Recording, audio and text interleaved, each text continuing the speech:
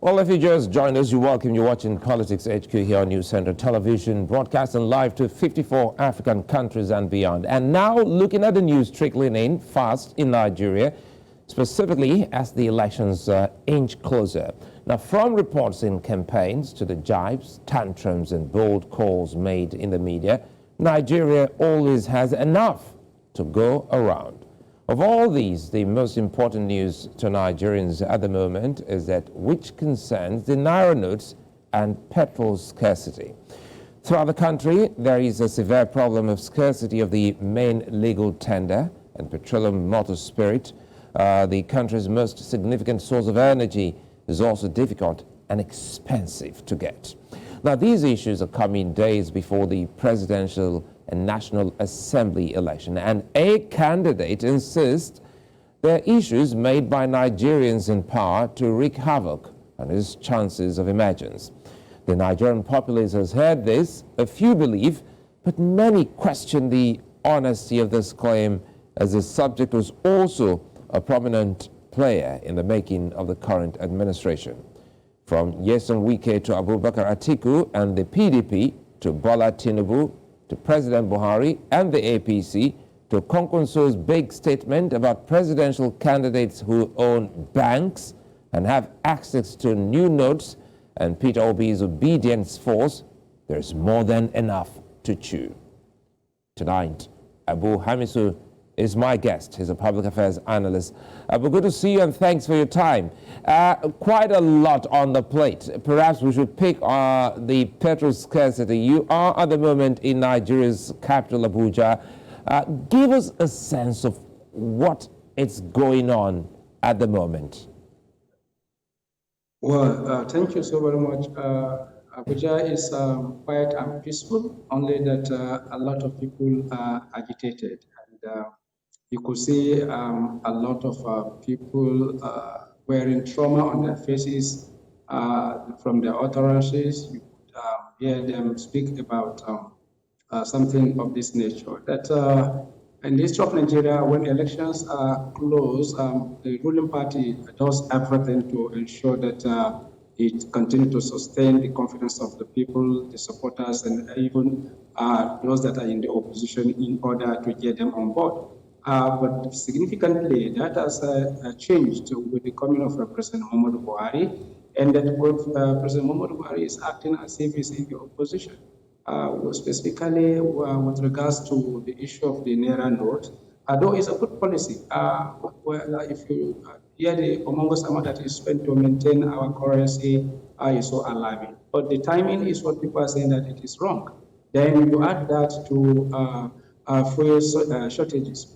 Find a lot of people on the queue for this trying to get access to premium spirit, which is the popular petrol. So it's all over the place.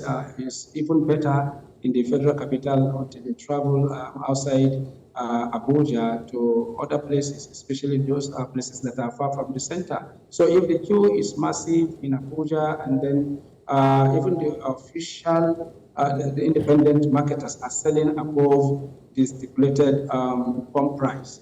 How would you feel to know what they are selling outside Abuja? For instance, in other places, even close to Abuja, like in Mina, they sell at the rate of 315 Naira per liter. That is Niger State that is close to Abuja. In Abuja, you get black market in the suburb around 315, 320. And then today I bought at the rate of 195. So you come to the conclusion that what do we do to deserve this kind of suffering, especially when you don't have money in your pocket, and then you go to the banks, the monies are not there in the ATM machines. You go to the bank, they tell you that they don't pay over the counter. So even if you have millions in your account, you can't be able to withdraw your money. Okay, look at the clip, how Nigerians are fighting. So, well, I hope I have not lost you there, if you're still there. Well, I think I'm having a bit of connection issues with Abu. Abu, I see you're back. Apologies, I lost you for a bit. But again, good thing you're back. It looks like double jeopardy for Nigerians, as you've painted. The story is not different from here in Lagos. And the good thing is that, as you say, Abuja is calm, but not for people in Edo State that have been protesting in the last 48 hours. Now, help us make sense of the concern that the military chiefs, the security chiefs, I beg your pardon, and INEC have raised. That's talking about movement of electoral materials on election day. They think that if this is not nipped in the bud, it just might cause a glitch in an election that is less than a month from today. You see, it is unfortunate, and I continue to emphasize this, that the issue of electoral materials ought not to be a security thing. But because in Nigeria, we are known for our capacity to utilize any opportunity, abuse it, and then get our interest protected. So the issue of ballot papers and sensitive materials has become a serious problem in Nigeria. In Kenya, the man that is opening the polls tomorrow as official keeps the materials in his house. And it slips over in his house, and tomorrow morning is up, and he gets to the point and then display whatever I needed to display for people to come and cast their ballot. But in Nigeria, we need a whole battalion to accompany materials, and we categorize them as sensitive and not sensitive. So what this tells us is the trust deficit that we have in this country, because everybody believes given every opportunity, the government in power will rig election. The government in power believes that if those materials are not jealously guided, and that opposition may take advantage of the situation and bribe some persons. So it's the issue of people compromising, people that are not patriotic, or people that will always pursue their own individual interests above the collective interests of Nigeria. So I don't want to mention America, I don't want to mention Britain. I'm mentioning Kenya here. Even in the Republic and other places, it is the electoral officer that gives the materials in their homes. And the following morning, they go and ensure that everybody votes. But in Nigeria, you have to print the material, you have to take it to central bank and bank it to central bank, and then you need all the participating parties to be present before you can move it to a location. On the day of distribution, the NYC officials, the party representatives. So that is why polls are supposed to open by 9 o'clock, will open by 11, 12, and even 1 a.m. It is because of delay. If one party is not available, the rest party will have to wait till the other party is available before they can accompany the electoral material to the polling station. So it's quite disheartening that up to this level of our development, we are not yet there, that we cannot trust anybody, we cannot trust ourselves, we cannot repose confidence in somebody that's supposed to do his job. Well, let's talk about the campaign so far, and somehow the candidates have been going around the country and speaking to the people. Speaking of the two basic, commodities we spoke about, if I can qualify the Naira as part of the essential that Nigerians need. A candidate, specifically of the APC, has said that some of the policies or otherwise, like the scarcity of the Naira notes and perhaps even the petroleum product, could be as a result of the handiwork of saboteurs within the presidency to sabotage his aspiration of becoming president. That is another angle to it. Let me take the other angle. We know that most of the parties usually buy vote, especially now that the technology is improving the process. So a lot of the politicians usually make a contingency plan. There was never a time that people are procuring votes like today, because the beavers, they cannot really circumvent. So what they are doing now is to amass many to buy vote. And that was why the report of observers points to the fact that almost all the parties across board, whether ruling or opposition parties, bought votes. So if this particular policy is coming on board, I think It is targeted at all the candidates. But again, I understand the perspective of the All Progressive Congress presidential candidate, because in all the elections that we know, the ruling party always leverage on the power of incumbency to ensure that their candidate have some leverage and they do everything within their powers by even circumventing the laws.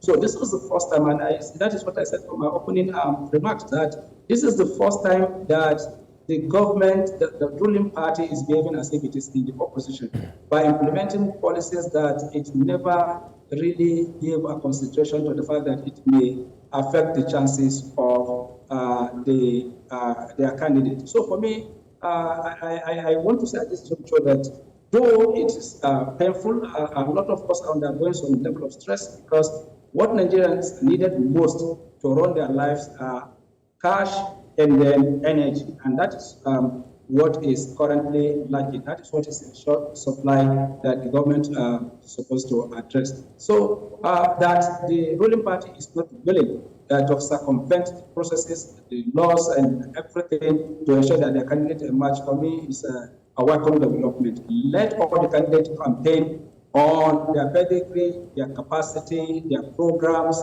and not because simply I'm a ruling party. I think if we continue this way, people will learn to be upright, they will learn to be disciplined, they will learn to carve a niche for themselves so that they can campaign on their pedigree, not jostling for party nominations simply because, and that is why the fight within APC was much, and it was a little bit fierce. That was what destroyed the PDP, because everybody believed that once you get to the head of the ruling party, automatically you're going to win, because the party was going to do everything to rig you or to do whatever it takes to get you to power. So for me, it's a welcome development. Let all the candidates campaign on their pedigree, on their achievement, on their names, and what have you.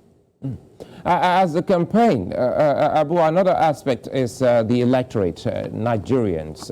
How aware do you think Nigerians are at the moment concerning the coming elections, the use of beavers, and how to go about voting, and of course, knowing the issues that they should bring before those coming to seek their votes? Yeah, I think the tribunal judgment in Osun State has opened our eyes and our minds to the possibilities of what will happen, especially the issue of overvoting. No matter how well loved you are by people, if they circumvent the beavers, it means that you're going to have your election nullified, especially when they vote without being captured by the beavers. I think that is really strategic and innovative. I am wondering, because the quality of the campaigns is not really encouraging. Nigerians are facing a lot of challenges. The 23 years or 24 years of our democracy has really brought us backward. Before, we don't know what intolerance is. Before, we don't know what hate speech is. Banditry, kidnappings, we don't know them.